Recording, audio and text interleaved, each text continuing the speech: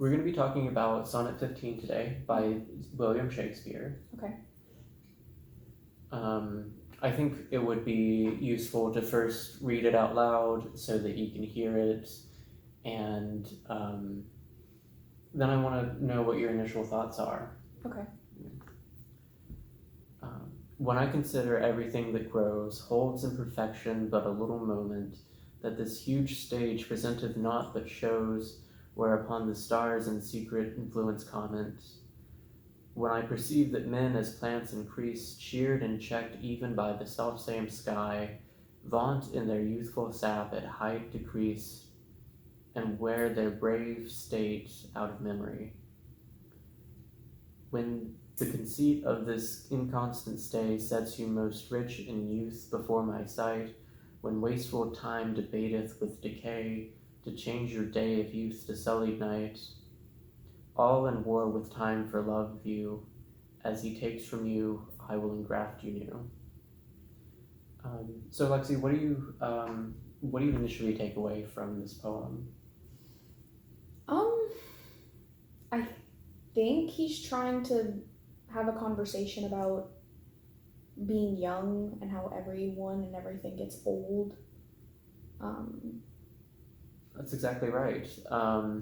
He's talking in some detail about the decay of time. He mentions he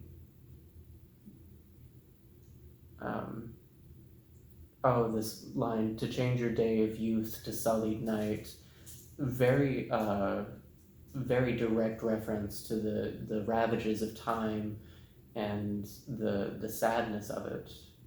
So in this case, is the sullied night, is that death? I seem to think so.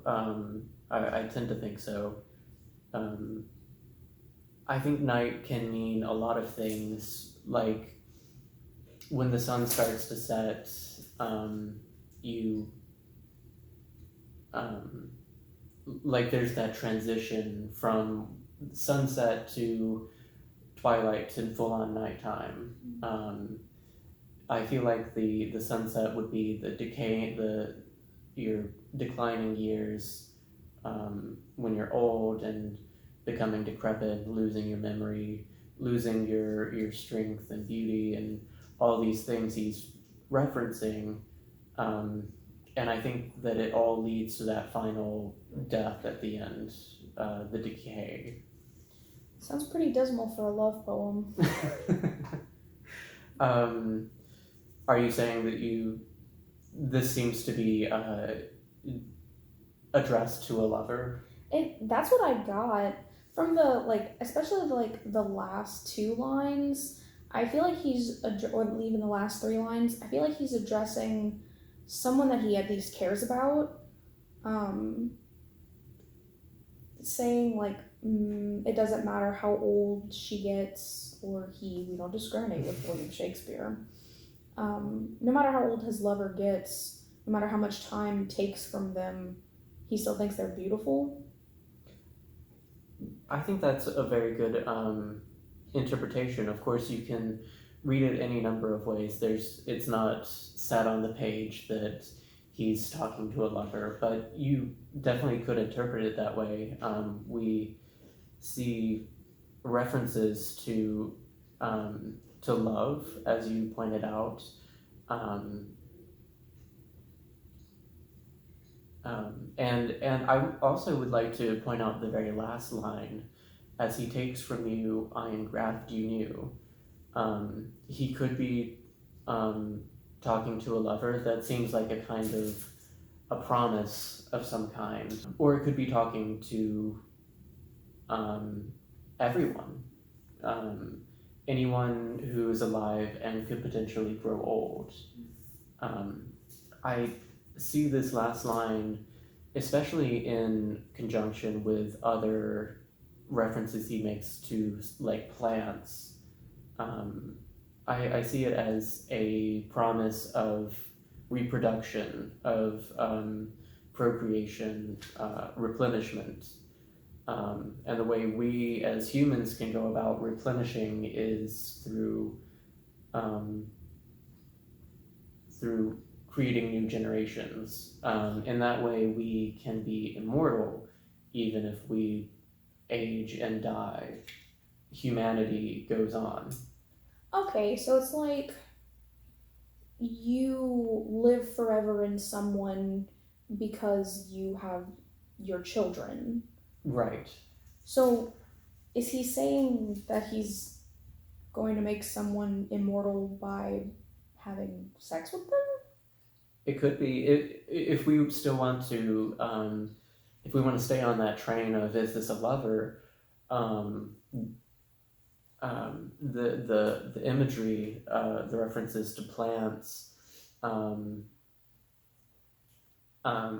plants in all like media and centuries of literatures, plants have always um, been analogs to humans in a lot of different ways, including sex. He's comparing men to plants. It could be a metaphor for sex, or like something that has to do with creating life. Um, is it maybe? I thought maybe it could be like multitudes because there's a lot of plants and there's a lot of humans. I don't know. I get really lost at the beginning of this poem. The end is very straightforward, but the beginning just seems a little contrived. Let's take a look. When I consider everything that grows, holds imperfection but a little moment. That perfection obviously is beauty, but everything that grows, that I think is very interesting. Plants, humans, animals, we grow, and yet we also decay. We hold imperfection but a little moment. Um, uh, as far as just to point out one little thing about the way it's written, line one, when I consider everything that grows, there's no comma after consider, and there's no that after consider, but you could insert either.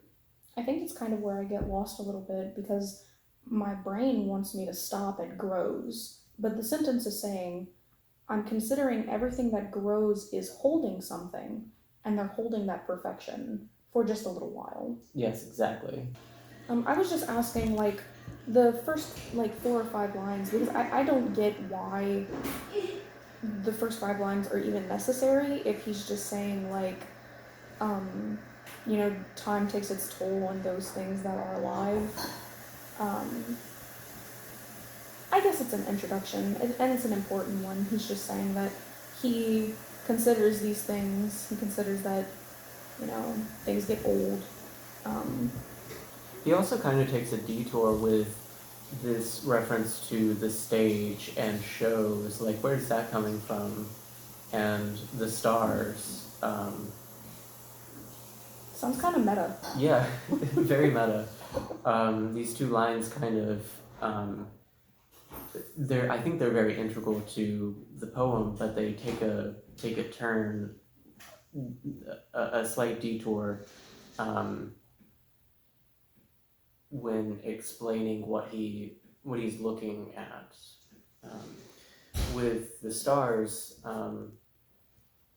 with the stage, I think this is important because, for one thing, it's a callback to some of his other works where he, I think he says, all the world's a stage. What is? Nothing. Okay. This huge stage presenteth naught but shows. That I think is a reference to like the absurd way that we talked about how like we do a lot of things for show and like it's all pageantry. It's like young people especially go to extreme lengths to like show off, and I think that's what he's referencing here. He also mentions it again in line whatever, vaunt in their youthful sap. I looked it up, and the word vaunt actually means to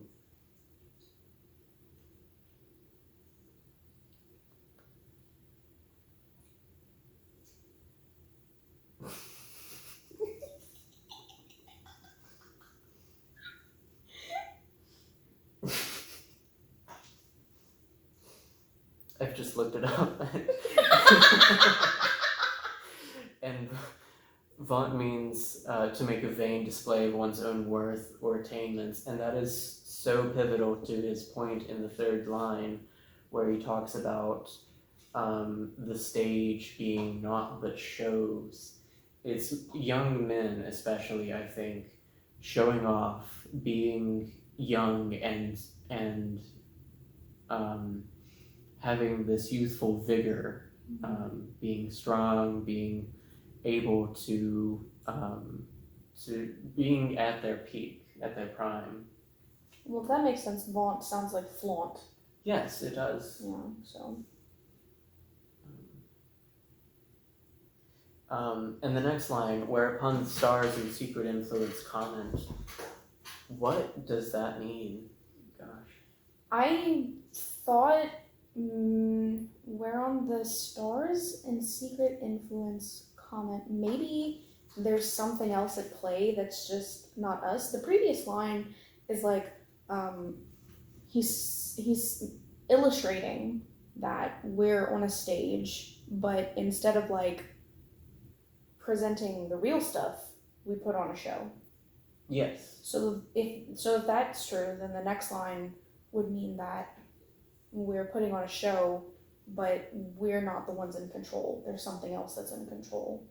And maybe it's time. Maybe it's that pressure that we're getting older. I like that. But I think, and I definitely think that you're on the right track there. There is something else at play, and it is time, but it's also uncertainty. Okay. Time is certain. You know when it's coming, and it runs on a schedule. Mm-hmm. But I think the stars here in line 4, whereupon the stars and secret influence comment. The secret influence is such a good way of expressing what he's trying to get across.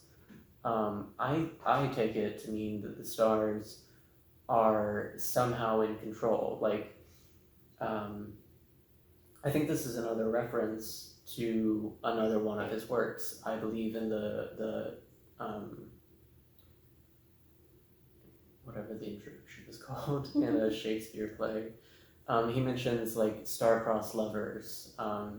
It's this idea of the stars being in control, of having some influence. I think the stars they have this influence over what happens, and that's especially important when we look at how he compares men to plants. When I perceive that men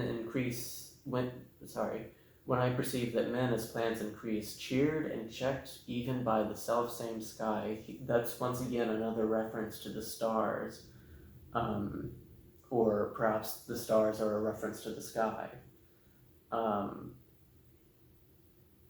That there is something outside of our control. With plants, it's the weather, it's the seasons. We can't control either of those things. If a growing season is too cold, not sunny enough, too sunny, crops won't grow as intended. There may be a lessened yield. So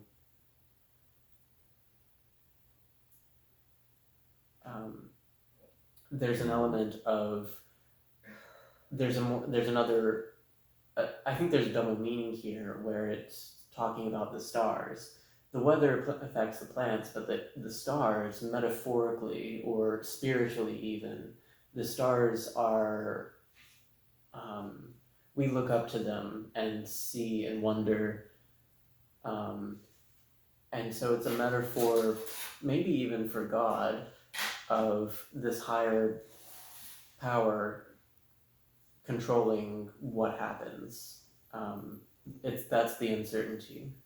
Oh, okay. So, like, let's say, for instance, the stars, the sky, that's like God, or um, some like outside force that may have control over everything.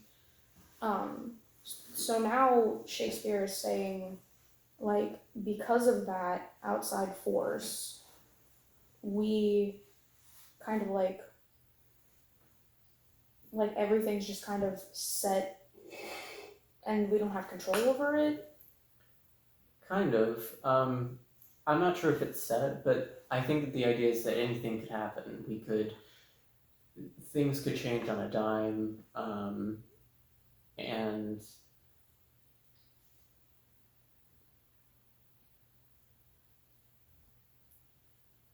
we're subject to things outside of our control. So I very much agree with your state your